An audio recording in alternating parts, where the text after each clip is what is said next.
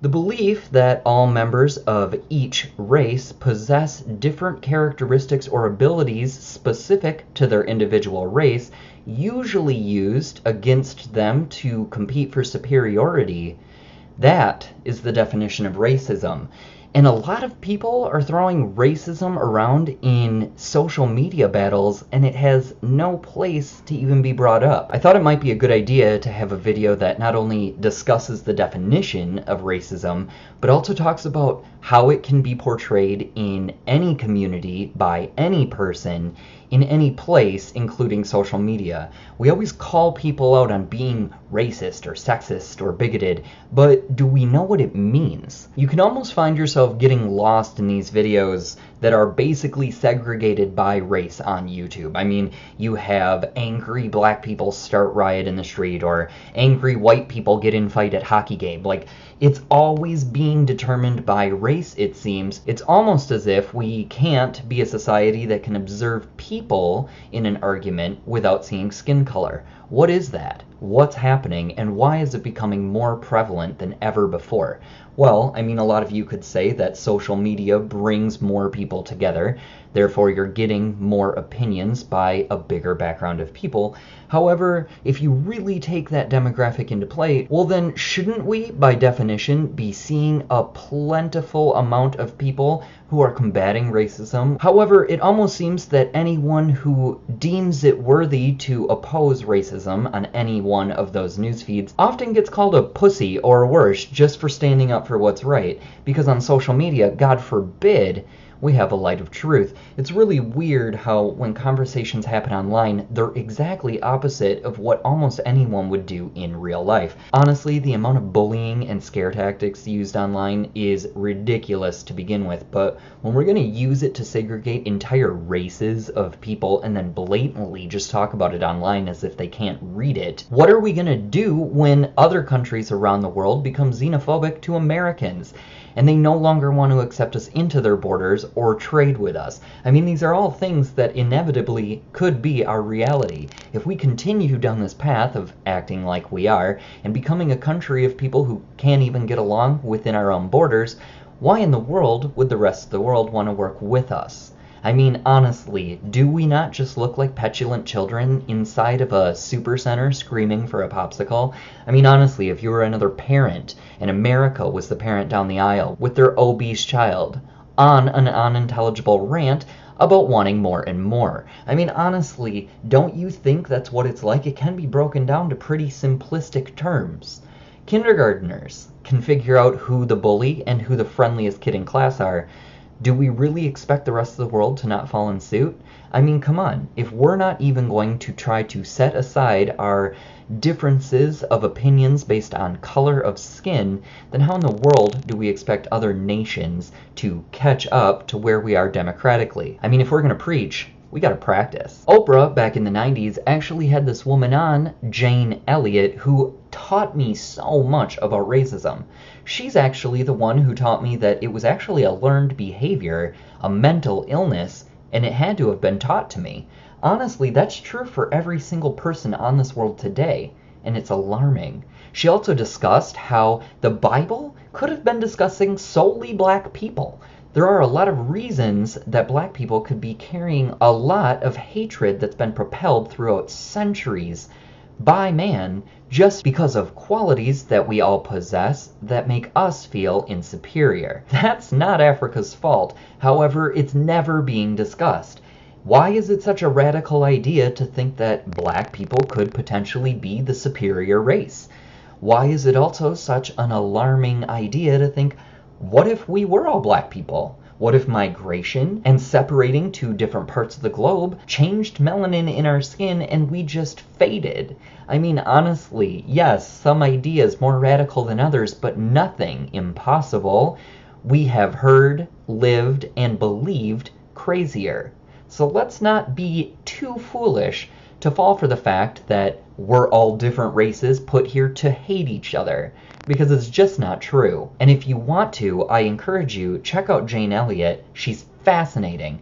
I think she even shocked Oprah. I did happen upon a video of an entire football field's worth of white people who got in a rumble and they were fighting, and Okay, I totally get why black people would want to say, oh, look, a bunch of white people, this is white on white crime, and yet it will not be covered. However, I'm confused because, yes, you are calling something out, however, you're also bringing skin color into it. I get the dichotomy. We're in a country in a time where we have one group of people who feel so marginalized that everything based on skin color needs to be called out, and I understand why that is necessity. They're basically saying, look, you guys have everything every day of the year. We, this small community, however big consumers within the country, want a voice. So we're going to show you the inequalities every time skin color comes into play. Whether it's education, policing, jobs, all of it can be clumped into the same perception of what life in this country is. That's a perception black people can have. But every time you see a video of white people fighting and bring into perspective that yes, it is a large group of white people fighting, and your view is that if they were all black, there would be police there and people would be getting shot, we all do need to hear that perspective. However, if we want to move forward with this conversation, shouldn't we all be figuring out how to take skin color out of it? Shouldn't we all be able to look at a video of anyone, any skin color, on the street being shot by a police officer and say, holy shit, that isn't right? I mean, if we're taking situations individually and basing each outcome on fact, skin color doesn't have to be involved. If it's a motive for why somebody did something, then that needs to come into play. However, if we're just accusing everybody of being racist out the gate, then that's prejudice, which is a form of racism. We can't continually do this and expect to make progress. We need to have in-depth discussion with intellectual thought, fact-based opinion, and ideas of where to go for the future. Yes, anger can be used in some situations to help progress a movement. However, longer lasting effects are going to be done with peace and love. There's no way you're going to get your message across to everyone in a country, let alone around the world, if you're speaking hate. Nobody wants to get behind that for an extended period of time. Yes, you can fearmonger and get people behind you for a short term, or get people behind you because you have tapped into their fears. However, you're not getting anyone to agree with your stance for the whole term. As we've all learned, the fearmongering can only last for so long. You cannot keep people in fear forever. It gets old. And I feel like that is what's being done to us as a society. I think we're being pushed into a corner, being forced to watch a program that only instills fear, and we can't progress to the next level. We should not have hatred for anyone in this country or anywhere based on skin color or anything that makes somebody diverse, because as we all learned from birth, that characteristics that are different about every individual person are what makes us unique. And we need to embrace that, and enough with all of this shaming. The only thing that us as a people are actually getting out of this is stunting our own growth. And what we need to do is to teach, and we need to listen. Honestly, when somebody's going through a rough spot, like right now in this country, gays, black people, minorities in general, refugees, women, I mean, there's people going through battles in this country. Why can't we as a whole, being all of us are probably in one of these battles together based on our family and friends and watching people that we know and love fight for freedoms that most of the other country have, why don't we unite and say enough? No, we're not going to hate somebody based on their skin color, or we're not going to stand for police brutality against our black brothers and sisters who are dying on the streets just because of their skin color. No, we're going to stand up to this. And it's okay to talk about racism, and it's okay to talk about skin color. However, the moment we use it just to distinguish why a certain group of people shouldn't be allowed rights or aren't nearly as successful as the rest of us, or to distinguish superiority against another skin color, which it has been used in this country for centuries, that's when it's negative, and that's what we need to nip in the bud. Honestly, do we still, in 10 more years, want to be discussing skin color? Shouldn't we be uniting as Americans? Shouldn't we be uniting as humans? I mean, seriously, if you're gonna sit and get caught up on skin color based on any individual person you run into at any point in your day, or if you want to marginalize a group of people who are protesting in a video that are a different skin color than you and are protesting over issues you don't understand, that's racist. If you want to just throw skin color into the ring and argue about it to get people riled up, you're racist. If you're using this as a tool to get people to hate a certain group of people just because you don't understand them, you're racist. And racism does not see skin color.